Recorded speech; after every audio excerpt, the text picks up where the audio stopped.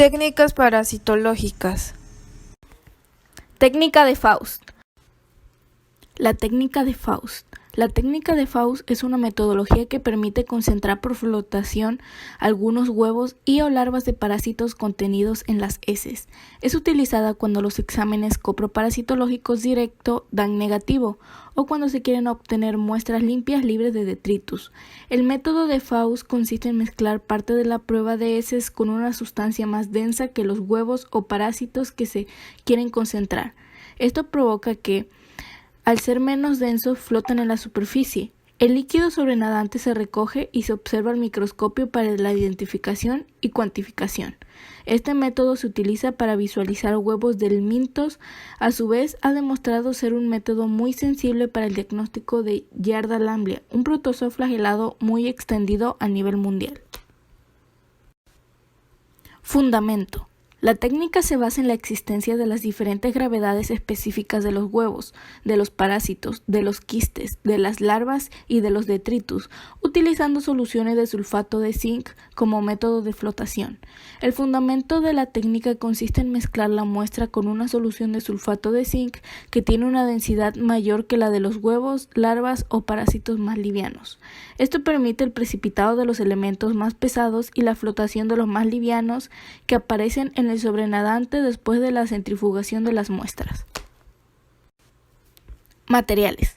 Preparar una solución de sulfato de zinc con una densidad de 1,18 o de 1,2 gramos por mililitro si la muestra fue tratada previamente. Preparar una gradilla con tubos de ensayo previamente rotulados. Disponer de una máquina centrífuga.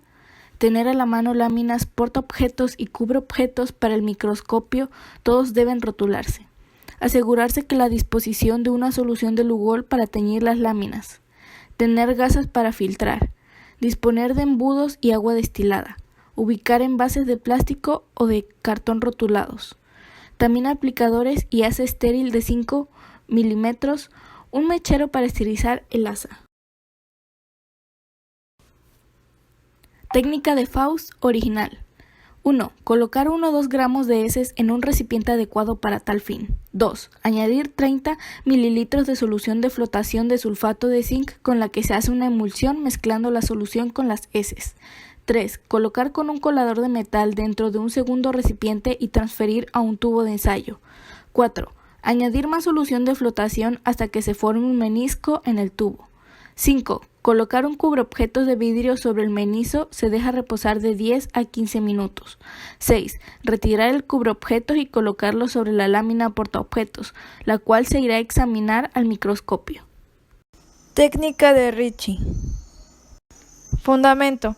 Se basa en la concentración de las formas parasitarias mediante la centrifugación, utilizando formalina y éter para separar y mejorar la visualización de los elementos parasitarios. Procedimiento. Se homogeniza aproximadamente 1 gramo de la muestra de heces en 10 mililitros de solución de formalina al 10% en un tubo de vidrio de 15 mililitros. Luego de 5 minutos, la suspensión de materia fecal se hace pasar por una gasa doble instalada en un embudo, permitiendo el paso del filtrado hasta otro tubo de 15 mililitros. Después se agregan 3 mililitros de éter, se tapa el tubo y se mezcla fuertemente durante 30 segundos, y con cuidado se permite la salida del gas que se forma luego del procedimiento. Seguidamente, se centrifuga a 2000 revoluciones por minuto durante 2 minutos. Se retiran las capas superiores que contienen éter y los restos de alimentos de la materia fecal. Con el sedimento se hacen preparaciones en fresco en solución salina y con Lugol, tal como se describe para el montaje del coprológico, utilizando el objetivo de 10X y 40X en busca de parásitos intestinales. El informe de resultados es consignado como presencia positiva o ausencia negativa para parásitos intestinales, indicando la especie observada. Diagnóstico. Se realiza ciegas y de forma independiente por 2 analistas de laboratorio con formación en microbiología y especialistas en parasitología intestinal. Técnica de Kato y Mura. En 1954, Kato y Miura introdujeron la técnica de estudio de frotis grueso con un buen resultado para contar huevos de helmintos. Posteriormente, en 1968, Martin y Beaver desarrollaron modificaciones, lo cual les permitió retirar fibras de la materia fecal, hacer una extensión uniforme del frotis y evitar la aclaración excesiva de la preparación. Estudios comparativos con métodos coproparasitológicos han demostrado que la técnica de frotis gruesos es digna de confiar para el diagnóstico cuantitativo de helmintos.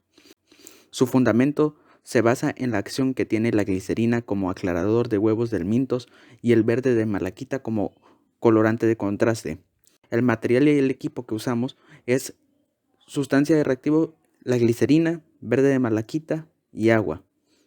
Los materiales serán los siguientes: aplicadores de madera, malla de alambre de acero inoxidable de 4 centímetros por lado, portaobjetos de 38 por 76 o de 26 por 76 milímetros, papel celofán de grosor medio, no resistente a la humedad, recortarlo en cuadros de 22 por 40 o de 22 por 30 milímetros, solución de verde de malaquita al 3% y glicerina. Nuestro equipo será el microscopio compuesto.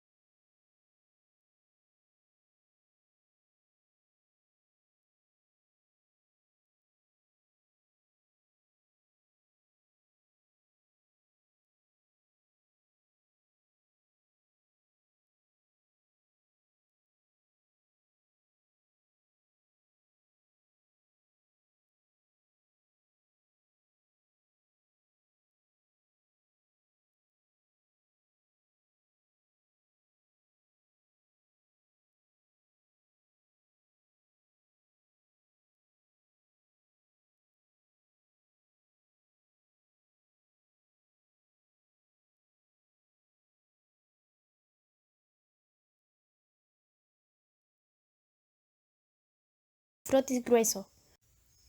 Procedimiento para la obtención de la muestra. 1.